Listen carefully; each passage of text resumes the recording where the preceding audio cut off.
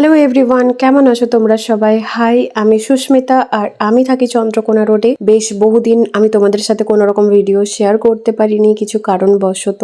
এবার থেকে চেষ্টা করব আগের মতন রেগুলার বেসিসে ভিডিওস আপলোড করতে, তোমাদের সাথে শেয়ার করতে। তো আজকে আমি তোমাদের সাথে ভীষণ কিউট একটা কেকের ডেকোরেশন শেয়ার করব আর আশা করব আজকের ভিডিওটা তোমাদের অবশ্যই ভালো লাগবে।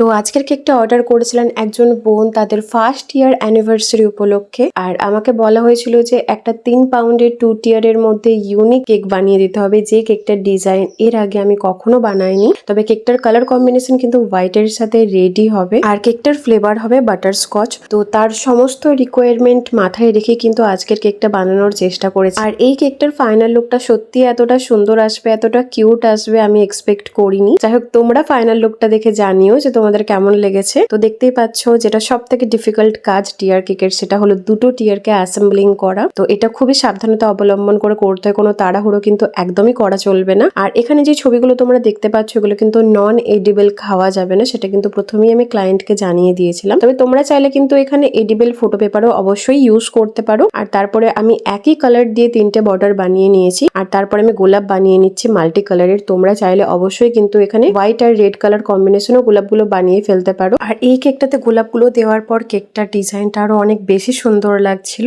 আর এখানে যে মুকুট, কাঁচকৌটো আর টোপর থাকে সেটা টপারটা একদম মাঝে লাগিয়েছি আর দুদিকে দুটো হার্ট শেপের টপার আর কিছু ফক্স বল ইউজ করেছি আর কিছু স্প্রিঙ্কেল ইউজ করেছি। তো এই ছিল আমার আজকের কেকের ফাইনাল লুক। অবশ্যই জানিও আজকের কেকের ডিজাইনটা, কেকের কালার কম্বিনেশন তোমাদের কেমন লেগেছে। আর ভালো লেগে থাকলে অবশ্যই কিন্তু কমেন্ট করে জানাতে ভুলো না। চলো আজকের ভিডিওটা এই পর্যন্তই, দেখা হচ্ছে নেক্সট ভিডিওতে। Bye bye.